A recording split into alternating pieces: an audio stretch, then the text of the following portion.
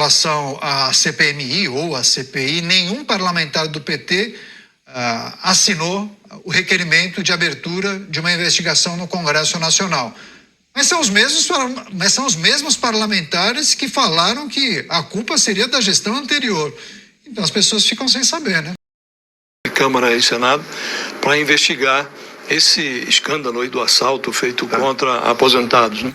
O que eu queria lhe perguntar este problema, essa fraude começou lá atrás, ainda no seu governo, deu um salto na gestão do Lula. O senhor acha que uma comissão parlamentar de inquérito, para ser levada a sério, precisaria investigar os dois períodos?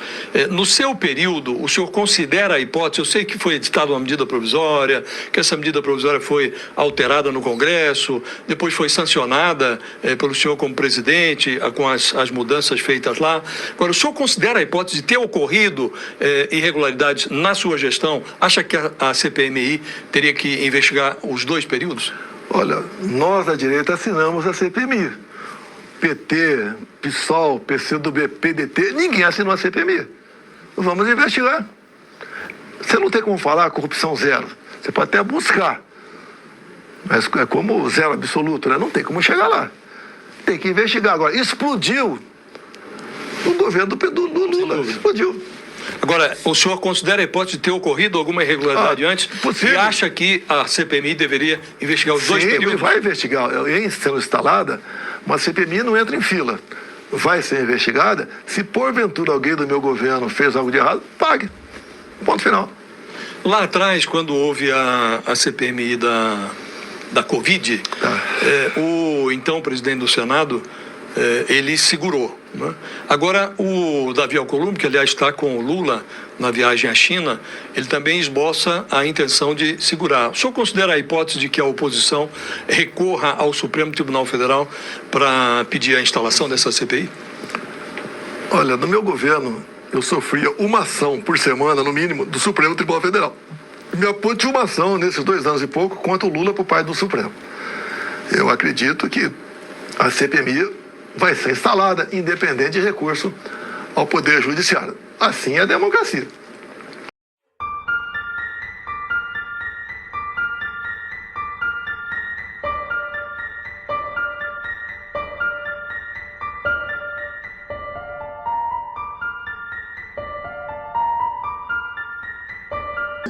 É porque, veja, você poderia ter feito uma pirotecnia, sabe, e não ter apurado.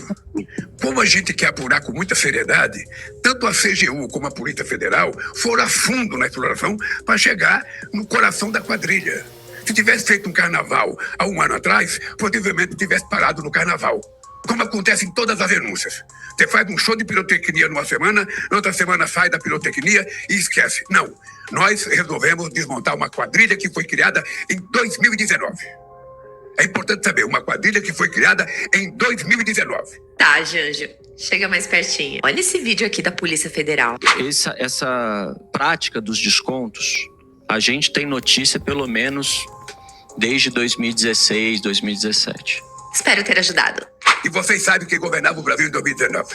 Vocês sabem que era ministro da Previdência em 2019. Vocês sabem que era chefe da Casa Civil em 2019. A gente poderia ter feito um show de pirotecnia. Mas a gente não quer uma manchete de jornal. A gente quer apurar. A gente quer apurar e aquelas entidades que roubaram vão ter seus bens, sabe? Vão ter seus bens congelados. Nós vamos ter esses bens, sabe? Repatriar o dinheiro para que a gente possa pagar as pessoas. Eles não foram no cofre do INSS. Eles foram no bolso do povo.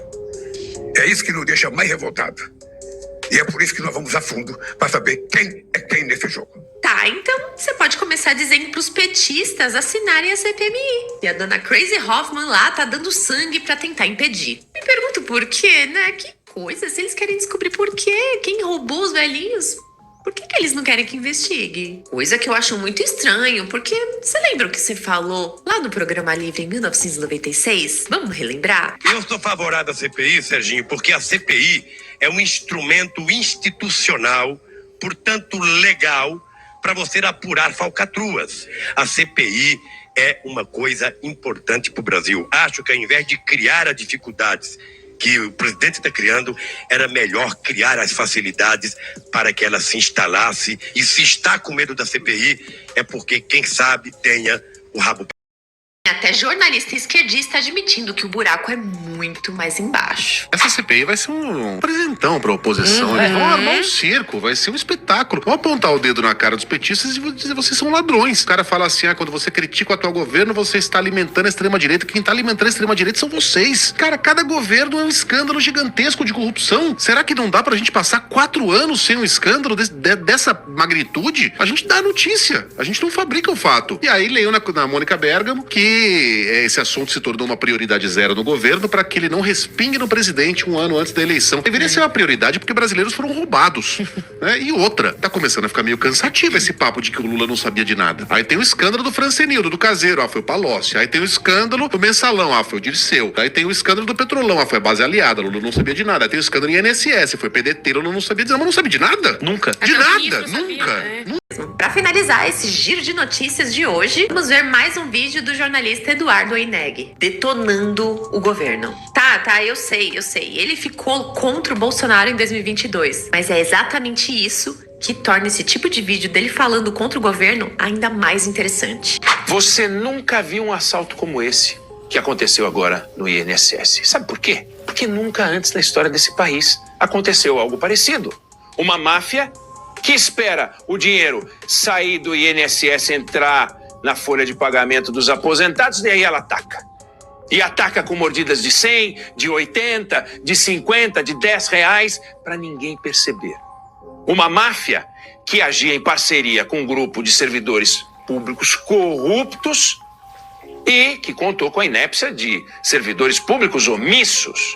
Claro, funcionando em cima de um sistema que é uma coisa fajuta, DataPrev, que precisa de reformulação, precisa de atualização. Aí, a gente vê os ministros do atual governo e também a blogueiragem vassala, a blogueiragem amiga, né? Tentando convencer a sociedade, convencer você, de que esse governo descobriu a fraude. Isso é fake news. A fraude chegou a essa gestão com um certo tamanho e ficou muito maior.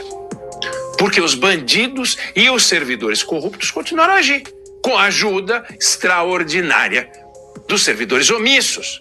Pega um exemplo de servidor omisso, o ex-ministro da Previdência, foi informado da fraude, foi omisso, deixou correr solto. Soube ao chegar ao governo no começo de 2023. Recebeu, isso está no clipping de notícias, saíram notícias no clipping de notícias do Ministério da Previdência, começaram a ser publicados no final de 2023. Ele viu o TCU entrar no caso, ele viu a CGU entrar no caso. E tudo que Carlos Lupe fez foi, segundo ele conta, dar um prazo para um diretor do INSS contar o que estava acontecendo. Você sabe quanto tempo esse diretor demorou para não dar uma resposta e só então ser afastado? 1 ano. 1 ano para não dizer nada. E o diretor que o Lupe nomeou para o lugar dele foi afastado por ordem do juiz que autorizou a operação da Polícia Federal. No Ministério do Planejamento, ninguém fala, né? A pasta da Simone Tebet, fica lá o DataPrev. Também ninguém viu nada. Mesmo com TCU, com CGU, com reportagens na imprensa que passaram a ser publicadas às dezenas ao longo de 2024. E os sistemas de informação do governo não sabiam de nada.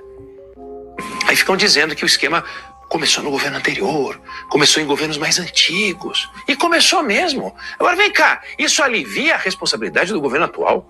O governo Lula não se orgulha de ter mexido num monte de vesperos deixados por Bolsonaro? Heranças malditas? Por que não mexeu nesse? Quer dizer que rolos de gestões anteriores diminuem a culpa do atual governo? Aí, como ficou ridículo, né, dizer isso, e não dá para blindar o governo, começou uma operação para blindar o presidente. Aí a gente viu o ministro da Casa Civil, Rui Costa, dizendo que a CGU sabia e não falou nada. Então o Palácio não tinha como descobrir.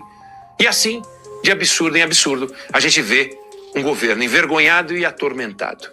Envergonhado porque prometeu cuidar dos mais pobres e está enrolado com um caso de corrupção que assalta justamente os mais pobres. E atormentado porque não sabe como sair dessa cilada